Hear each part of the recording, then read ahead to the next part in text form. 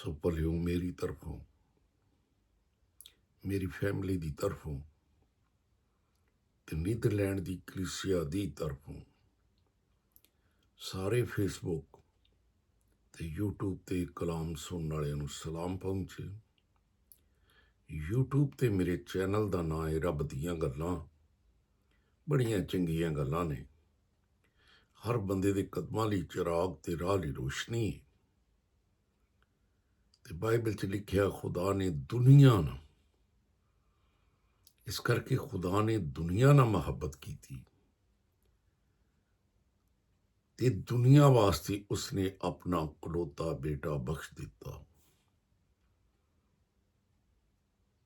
ਤੇ ਅੱਜ ਦੁਨੀਆ ਦੇ ਵਿੱਚੋਂ ਹੀ ਉਸਨੇ ਲੋਕਾਂ ਨੂੰ ਚੁਣਿਆ ਹੈ।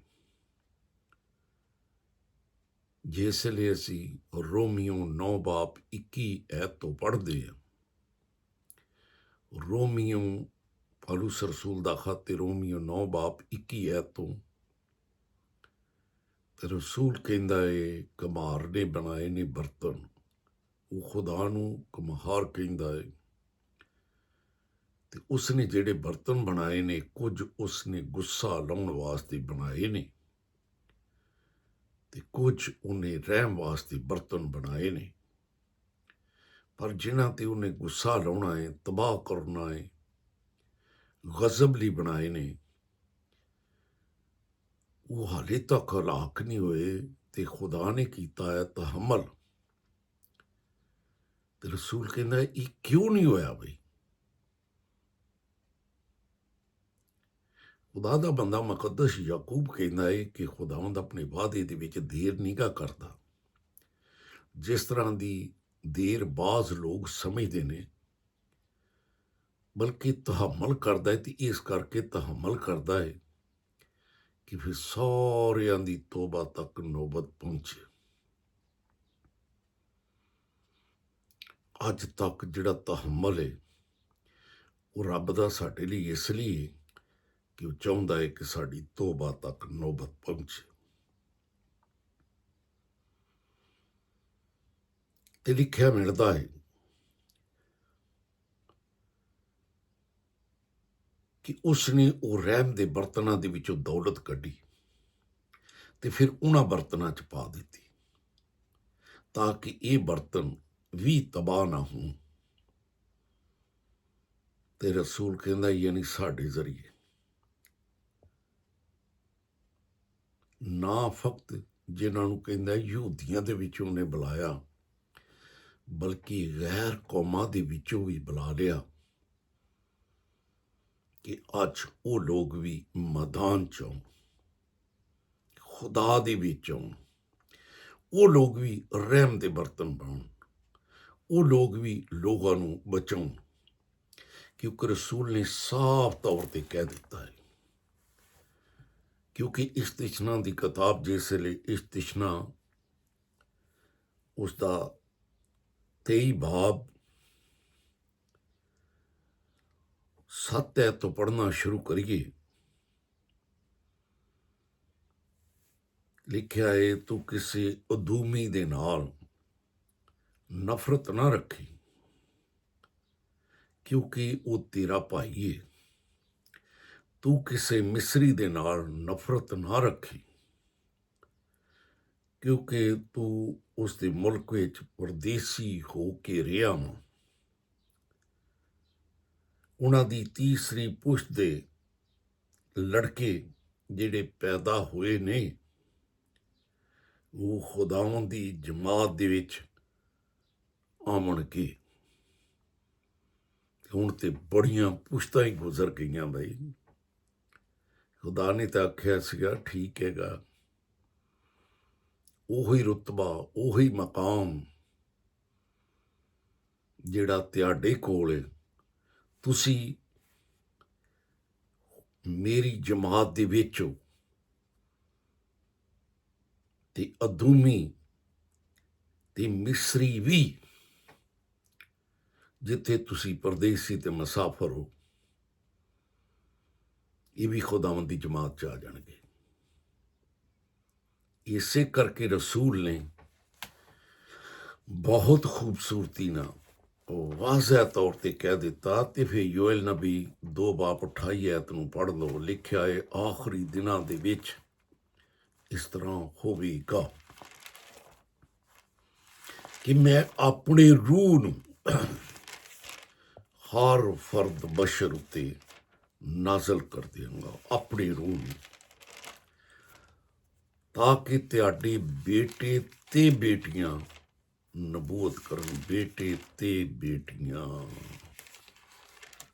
ਅੱਜ ਤੇ ਬੁਲਾਵਾ ਬੇਟੀਆਂ ਦਾ ਵੀ ਉਨਾ ਹੀ ਹੈ ਕਿ ਬੇਟੀਆਂ ਵੀ ਨਬੂਵਤ ਕਰਨਗੀਆਂ। ਔਰ ਬਾਈਬਲ 'ਚ ਲਿਖਿਆ ਹੈ, ਮਕਾਸ਼ਫਾ ਦੀ ਕਿਤਾਬ ਨੂੰ ਪੜ੍ਹ ਕੇ ਵੇਖ ਲਓ,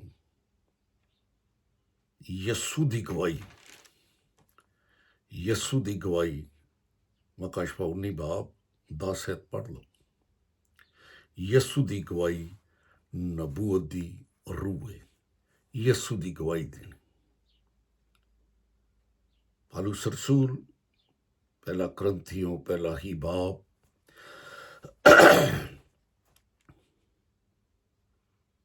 4 ਐਤ ਤੋਂ ਪੜ੍ਹੀਏ ਤੇ ਲਿਖਿਆ ਮਿਲਦਾ ਹੈ, ਮੈਂ ਖੁਦਾਵੰਦ ਦੀ ਉਸ ਫਜ਼ਲ ਦੇ ਬਾਇਸ ਜਿਹੜਾ ਮਸੀਹ ਯਸੂ ਵਿੱਚ ਹੁੰਦਿਆਂ ਹੋਇਆਂ ਕਹਿੰਦਾ ਤੁਹਾਡੇ ਉੱਤੇ ਹੋ ਗਿਆ, ਆਪਣੇ ਰੱਬ ਦਾ ਸ਼ੁਕਰ ਕਰਨਾ ਹੈ। ਆਪਣੇ ਰੱਬ ਦਾ ਸ਼ੁਕਰ ਕਰਨਾ ਹੈ ਕਿ ਤੁਸੀਂ ਉਸ ਦੇ ਵਿੱਚ ਹੋ ਕੇ, ਤੁਸੀਂ ਉਸ ਦੇ ਵਿੱਚ ਹੋ ਕੇ ਕਲਾਮ ਤੇ ਇਲਮ ਦੀ ਦੌਲਤ ਦੇ ਨਾਲ ਦੌਲਤਮੰਦ ਬਣ ਗਏ ਹੋ ਤੇ ਮਸੀਹ ਦੀ ਗਵਾਹੀ, ਮਸੀਹ ਦੀ ਗਵਾਹੀ ਤੁਹਾਡੇ 'ਚ ਕਾਇਮ ਹੋਈ।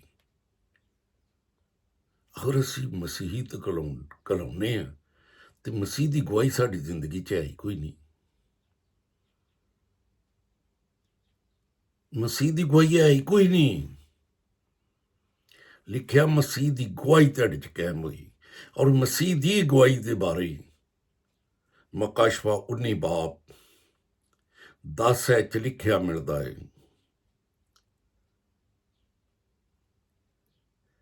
ਮੈਂ ਉਹਨੂੰ ਸਜਦਾ ਕਰਨ ਲਈ ਉਹਦੇ ਪੈਰਾਂ ਦੇ ਵਿੱਚ ਡਿੱਗਿਆ। ਉਸਨੇ ਮੈਨੂੰ ਆਖਿਆ, ਖਬਰਦਾਰ ਇਸ ਤਰ੍ਹਾਂ ਨਾ ਕਰ, ਮੈਂ ਤੇ ਤੇਰਾ।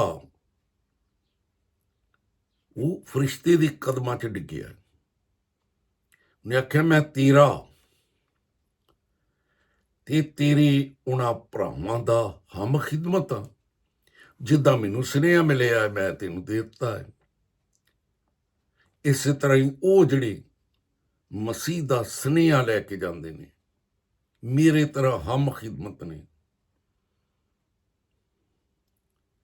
ਮੈਂ ਤੇਰਾ ਤੇ ਤੇਰੇ ਉਹਨਾਂ ਭਰਾਵਾਂ ਦਾ ਮੈਂ ਤੇ ਹਮ ਖਿਦਮਤ ਆ। ਯਸੂ ਖੁਦਾ ਹੀ ਨੂੰ ਸਜਦਾ ਕਰ। ਯਸੂ ਦੀ ਗਵਾਹੀ, ਯਸੂ ਦੀ ਗਵਾਹੀ ਨਬੂਵਤ ਦੀ ਰੂਹ ਹੈ। ਸੋ ਯਸੂ ਦੀ ਗਵਾਹੀ ਦੇਣਾ।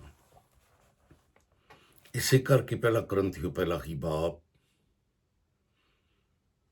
4 ਐਤ 'ਚ ਲਿਖਿਆ, ਮੈਂ ਖੁਦਾਵੰਦ ਦੀ ਉਸ ਫਜ਼ਲ ਦੇ ਬਾਇਸ ਜਿਹੜਾ ਮਸੀਹ ਯਸੂ ਵਿੱਚ ਹੁੰਦਿਆਂ ਤੁਹਾਡੇ ਉੱਤੇ ਹੋ ਗਿਆ, ਆਪਣੇ ਰੱਬ ਦਾ ਸ਼ੁਕਰ ਕਰਨਾ ਵਾ ਕਿ ਤੁਸੀਂ ਉਸ ਦੇ ਵਿੱਚ ਹੋ ਕੇ ਕਲਾਮ ਤੇ ਇਲਮ ਦੀ ਦੌਲਤ ਦੇ ਵਿੱਚ ਦੌਲਤਮੰਦ ਬਣ ਗਏ ਹੋ। ਤੁਸੀਂ ਤੇ ਇਹੋ ਜਿਹੀ ਦੌਲਤ ਵੰਡਦੇ ਹੋ ਜਿਹੜੀ ਸੋਨੇ ਨਾਲੋਂ ਮਹਿੰਗੀ, ਜਿਹੜੀ ਸ਼ਹਿਦ ਨਾਲੋਂ ਮਿੱਠੀ।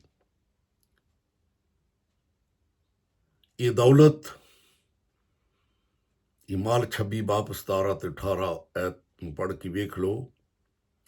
ਅਗਰਿਪਾ ਬਾਦਸ਼ਾਹ ਦੇ ਸਾਹਮਣੇ ਇੱਕ ਐਸਾ ਜਿਹੜਾ ਆਪਣੇ ਆਪ ਨੂੰ ਕਹਿੰਦਾ ਕਿ ਸਾਡੇ ਕੋਲ ਕੁਝ ਨਹੀਂ ਗਾ, ਪਰ ਦੁਨੀਆ ਨੂੰ, ਲੋਕਾਂ ਨੂੰ ਦੌਲਤਮੰਦ ਬਣਾ ਦਿੰਦੇ ਹਾਂ।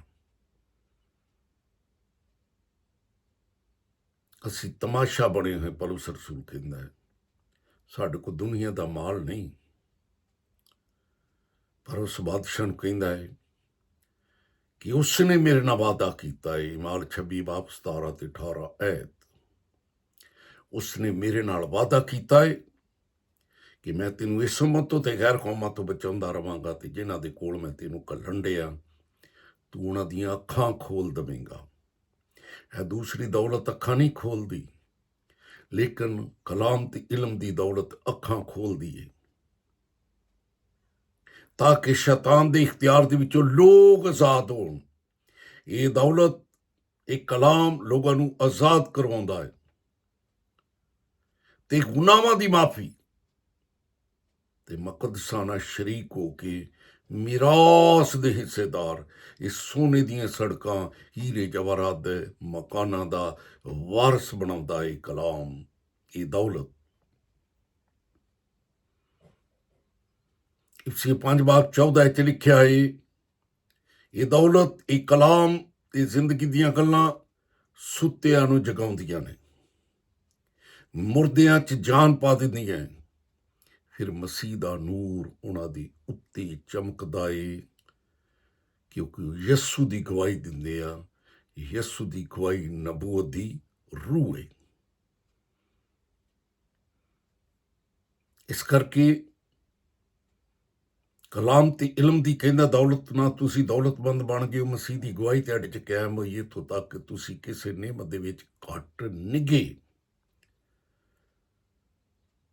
ते खुदावंद यीशु मसीह दे ज़हूर दे मुंतजर हो। पहला करंथियो पहला बाब 4 है तो गल हो रही भाई, लिखे तुसी मुंतजर हो, तुसी उड़ीकदे हो, तुसी कहंदे हो हमारे बाप तू आसमान ते बादशाह है, उत्थे तेरी मर्जी पूरी नहीं जमीन उत्ते भी होवे ते उस बादशाह ने उहदे पुत्र ने आ जाना है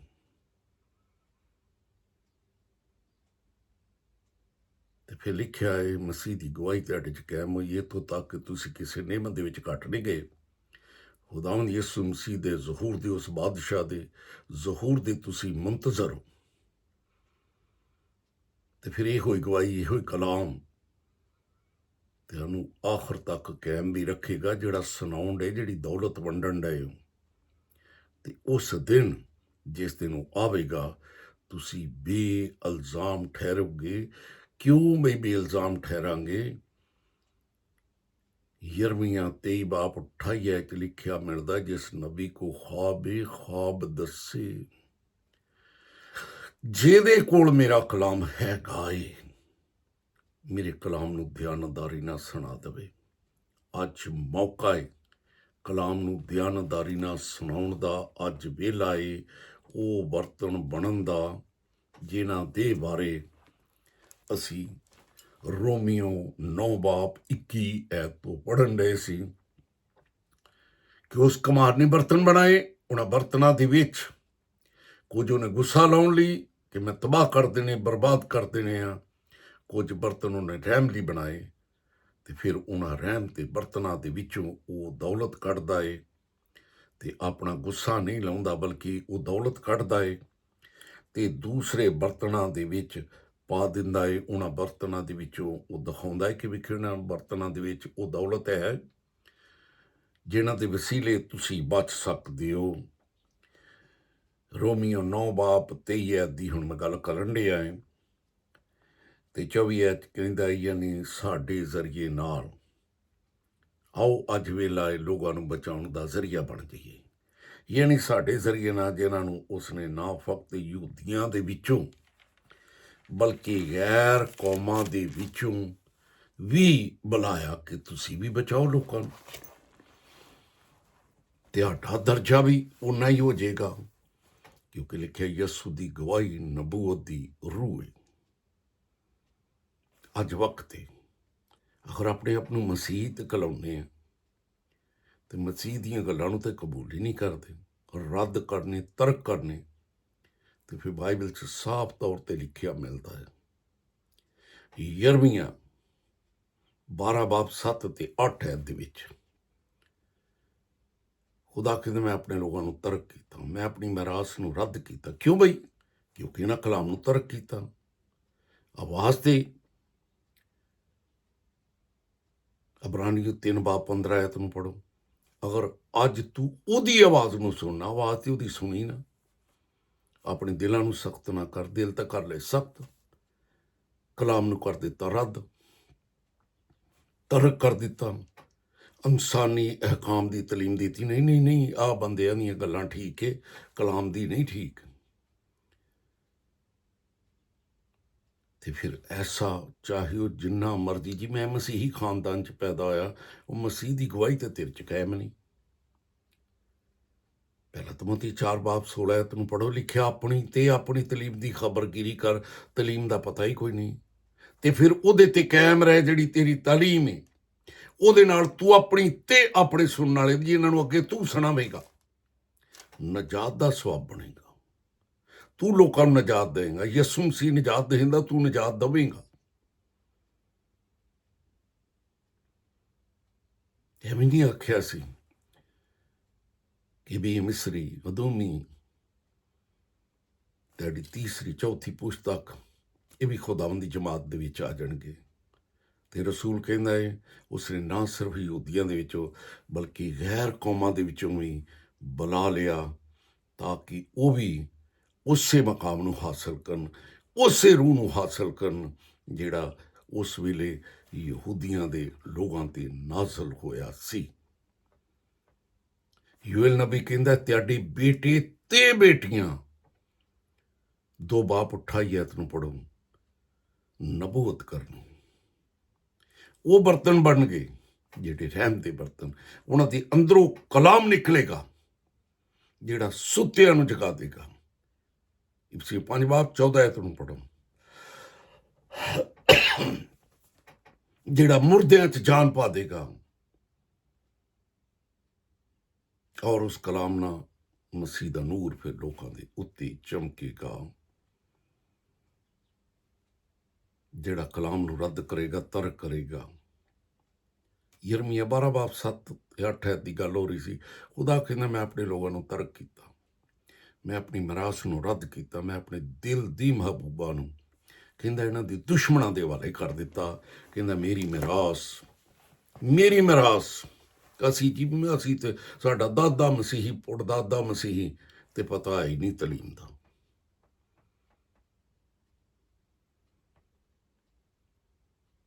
ਸੋ ਬਈ ਮਸੀਹ ਦੀ ਗਵਾਹੀ ਹੈ ਹੀ ਨਹੀਂ। ਇਸ਼ਤਿਸ਼ਨਾ 32 ਬਾਪ 29 ਚ ਲਿਖਿਆ ਕਾਸ਼ ਇਹ ਅਕਲਮੰਦ ਹੁੰਦੇ ਤੇ ਫਿਰ ਸਮਝ ਜਾਂਦੇ, ਆਪਣੀ ਆਕਬਤ ਉੱਤੇ ਗੌਰ ਕਰਦੇ ਕਿ ਇਸ ਤੋਂ ਬਰਤਨ ਹੀ ਨਾ ਬਣੇ ਜਿਹਨਾਂ ਬਰਤਨਾਂ ਦੇ ਵਿੱਚੋਂ ਉਹ ਦੌਲਤ ਨਿਕਲਦੀ ਤੇ ਦੂਸਰਿਆਂ ਬਰਤਨਾਂ 'ਚ ਚਲੇ ਜਾਂਦੀ। ਖੁਦਾ ਦੀ ਕਲਾਮ ਦੇ ਵਿੱਚ ਲਿਖਿਆ ਮਿਲਦਾ ਹੈ ਕਿ ਤੂੰ ਮੇਰੇ ਕੋ ਸਾਮਰੀ ਔਰਤ ਨੂੰ ਆਖਿਆ ਤੂੰ ਮੇਰੇ ਕੋ ਮੰਗਦੀ ਮੈਂ ਤੈਨੂੰ ਦਿੰਦਾ, ਤੂੰ ਉਹ ਪਾਣੀ ਪੀਂਦੀ ਤੇਰੇ ਅੰਦਰੋਂ ਨਦੀਆਂ ਜਾਰੀ ਹੋ ਜਾਂਦੀਆਂ। ਯਰਮੀਆ 15 ਬਾਬ 16 ਚ ਲਿਖਿਆ ਮਿਲਦਾ ਹੈ। ਯਰਮੀਆ 15 ਬਾਬ 16 ਚ ਲਿਖਿਆ ਮਿਲਦਾ ਤੇਰਾ ਕਲਾਮ ਮਿਲਿਆ, ਮੈਂ ਉਸ ਨੂੰ ਨੋਸ਼ ਕੀਤਾ। ਅਸੀਂ ਕਲਾਮ ਨੂੰ ਤਾਂ ਪੀਣਾ ਹੀ ਨਹੀਂ ਚਾਹੁੰਦੇ। ਉਹਦੇ ਨਾਲ ਕਹਿੰਦਾ ਮੈਨੂੰ ਖੁਸ਼ੀ ਬੜੀ ਮਿਲੀ, ਉਹ ਕਲਾਮ ਪੀਵਾਂਗੇ ਅੰਦਰੋਂ ਨਦੀਆਂ ਜਾਰੀ ਹੋਣਗੀਆਂ, ਰਹਿਮ ਦੇ ਬਰਤਨ ਬਣਾਂਗੇ। ਅਸੀਂ ਤਾਂ ਰੱਦ ਕਰਨ ਦੇ ਤਰਕ ਕਰਨ ਦੇ। ਯਰਮੀਆ 12 ਬਾਬ 7 8 ਚ ਲਿਖਿਆ ਮੈਂ ਆਪਣੇ ਲੋਕਾਂ ਨੂੰ ਤਰਕ ਕੀਤਾ, ਮੈਂ ਆਪਣੀ ਮਿਰਾਸ ਨੂੰ ਰੱਦ ਕੀਤਾ। ਕਹਿੰਦਾ ਮੈਂ ਆਪਣੇ ਦਿਲ ਦੀ ਮਹਿਬੂਬਾ ਨੂੰ ਇਹਨਾਂ ਦੇ ਦੁਸ਼ਮਣਾਂ ਦੇ ਹਵਾਲੇ ਕਰ ਦਿੱਤਾ। ਮੇਰੀ ਮਿਰਾਸ ਮੇਰੇ ਲਈ ਜੰਗਲੀ ਸ਼ੇਰ ਬਣ ਗਈ ਤੇ ਇਹਨਾਂ ਮੇਰੇ ਖਿਲਾਫ ਕਲਾਮ 'ਚ ਲਿਖਿਆ ਹੀ ਖੁਦਾ ਕਹਿੰਦਾ ਇਹਨਾਂ ਮੇਰੇ ਖਿਲਾਫ ਆਪਣੀ ਗੱਲਾਂ ਨੂੰ ਮੋਤਬਰ ਸਮਝਿਆ, ਮੇਰੇ ਖਿਲਾਫ ਕਹਿੰਦਾ ਇਹ ਚੱਲੇ, ਇਸ ਲਈ ਮੈਨੂੰ ਇਹਨਾਂ ਤੋਂ ਨਫ਼ਰਤ ਹੋ ਗਈ। ਖੁਦ ਇਕਰਾਰ ਕਰਦਾ ਹੈ ਕਿ ਮੇਰੀ ਮਿਰਾਸ ਮੇਰੇ ਲਈ ਜੰਗਲੀ ਸ਼ੇਰ ਬਣ ਗਈ, ਇਹਨਾਂ ਮੇਰੇ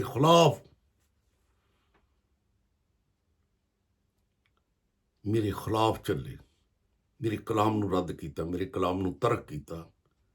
ਹਾਲਾਂਕਿ ਆਵਾਜ਼ ਸੁਣਦੇ ਦਿਲ ਨਾ ਸਖਤ ਕਰਦੇ, ਜਿਸ ਤਰ੍ਹਾਂ ਖੁਦਾ ਦਾ ਬੰਦਾ ਦਾਊਦ ਕਹਿੰਦਾ ਮੈਂ ਤੇਰੇ ਕਲਾਮ ਨੂੰ ਦਿਲ 'ਚ ਰੱਖਿਆ, ਪਰ ਲਿਖਿਆ ਤੇ ਨਫ਼ਰਤ ਕਰਦੇ ਨੇ, ਇਸ ਕਰਕੇ ਮੈਨੂੰ ਵੀ ਇਹਨਾਂ ਤੋਂ ਨਫ਼ਰਤ ਹੋ ਗਈ। ਆਪਣੀ ਆਵਾਜ਼ ਨੂੰ ਲਿਖਿਆ ਹੈ, ਮੇਰੇ ਖਿਲਾਫ ਆਪਣੀ ਆਵਾਜ਼ ਨੂੰ ਬੁਲੰਦ ਕੀਤਾ। ਆਓ ਖੁਦਾ ਜਿਹੜਾ ਪਿਆਰ ਕਰਦਾ ਹੈ ਉਹ ਸਾਰੀਆਂ ਕੌਮਾਂ 'ਚੋਂ ਬੁਲਾਉਂਦਾ ਹੈ, ਉਹ ਦਰਜਾ ਦਿੰਦਾ ਹੈ। ਲਿਖਿਆ ਯਿਸੂ ਦੀ ਗਵਾਹੀ ਨਬੂਵਤ ਦੀ ਰੂਹ ਹੈ।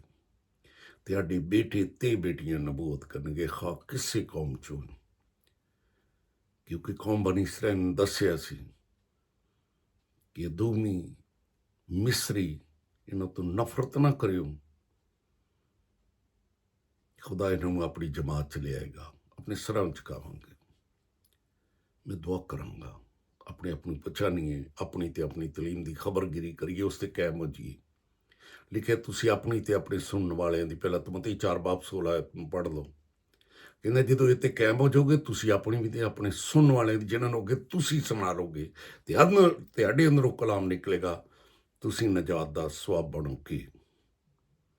ਲੂਕਾ ਪਹਿਲਾ ਬਾਬ ਪਹਿਲੀ ਚ ਲਿਖਿਆ, ਇਸੇ ਕਰਕੇ ਬਹੁਤ ਸਾਰੇ ਲੋਕਾਂ ਨੇ ਕਮਰ ਨੂੰ ਕੱਸ ਲਿਆ ਕਿ ਜਿਸ ਤਰ੍ਹਾਂ ਤਰਤੀਬਵਾਰ ਕਲਾਮ ਹੈ ਬਿਆਨ ਕਰੀਏ, ਚੰਗੇ ਰਹਾਂਗੇ, ਆਪਣੇ ਸਿਰਾਂ ਨੂੰ ਚੁਕਾਵਾਂਗੇ। ਖੁਦਾਵੰਦ ਤੇਰਾ ਖਾਦਮ ਹੁੰਦਿਆਂ ਜਿਹੜਾ ਕਲਾਮ ਤੂੰ ਮੈਨੂੰ ਦਿੱਤਾ ਹੈ,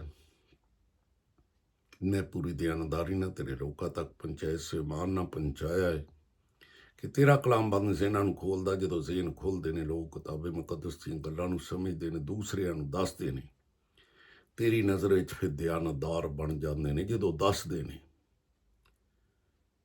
ਬਿਮਾਰ ਲੋਕ ਚੰਗਿਆਈ ਪਾਉਣ, ਬਦਰੂ ਗ੍ਰਿਫਤਾ ਲੋਕ ਆਜ਼ਾਦੀ ਪਾਉਣ, ਤੇ ਬਦਰੂਆਂ ਤੋਂ ਵਿਗੜੀਆਂ ਝੂਠੀਆਂ ਤਨਜ਼ੀਮਾਂ ਬਦਰੂਆਂ ਤੋਂ ਵਿਗੜੀਆਂ ਹੋਈਆਂ, ਯਸੂ ਨਾਂ ਤੋਂ ਇਹਨਾਂ ਦੇ ਹੱਥੋਂ ਭੇਡਾਂ ਆਜ਼ਾਦ ਹੋਣ, ਤੇ ਭੇਡਾਂ ਹੱਕ ਦੀ ਬੋਲੀ ਬੋਲਣ, ਅੰਜੀਲ ਸੁਣਾਉਣ, ਯਸੂ ਦੀ ਗਵਾਹੀ ਦੇਣ, ਨਾ ਕਿ ਇਹਨਾਂ ਝੂਠੀਆਂ ਤਨਜ਼ੀਮਾਂ ਦੀ ਗਵਾਹੀ ਦੇਣ। ਕਿਉਂਕਿ ਯਸੂ ਦੀ ਗਵਾਹੀ ਨਬੂਵਤ ਦੀ ਰੂਹ ਹੈ। ਅੰਜੀਲ ਸੁਣਾਉਣ, ਆਪ ਬਚਨ, ਲੋਕਾਂ ਨੂੰ ਬਚਾਉਣ, ਇਹ ਸਭ ਕੁਝ ਮੰਗਣਾ ਹੈ ਯਸੂ ਦੇ ਅਜ਼ੀਮ ਤੇ ਜਲਾਲੀ ਨਾਂ ਦਾ ਵਾਸਤਾ ਦੇ ਕੇ, ਆਮੀਨ। ਸੋ ਭਲਿਓ, ਕਲਾਮ ਬੀਜ ਮੀਡੀਆ ਦਾ ਦੌਰ ਹੈ। ਯੂੰ ਹੀ ਕੋ ਬੰਦਾ ਕਲਾਮ ਨੂੰ ਸ਼ੇਅਰ ਕਰਦਾ ਹੈ, ਕਲਾਮ ਦੇ ਬੀਜ ਦਾ ਛੱਟਾ ਪੂਰੀ ਦੁਨੀਆ 'ਚ ਦੇ ਦਿੰਦਾ ਹੈ। YouTube ਤੇ ਮੇਰੇ ਚੈਨਲ ਦਾ ਨਾਂ ਹੈ ਰੱਬ ਦੀਆਂ ਗੱਲਾਂ। ਲਾਈਕ ਕਰਿਓ, ਬੈਲ ਦਾ ਬਟਨ ਦਬਾਇਓ, ਕੋਸ਼ਿਸ਼ ਕਰਿਓ ਇਸ ਚੈਨਲ ਨੂੰ ਆਪਣੇ ਸੱਜਣਾ, ਮਿੱਤਰਾਂ, ਸੰਗੀਆਂ, ਸਾਥੀਆਂ ਨਾਲ ਸਾਂਝਾ ਕਰਿਓ। ਖੁਦਾ ਤੈਨੂੰ ਬਰਕਤ ਦੇ।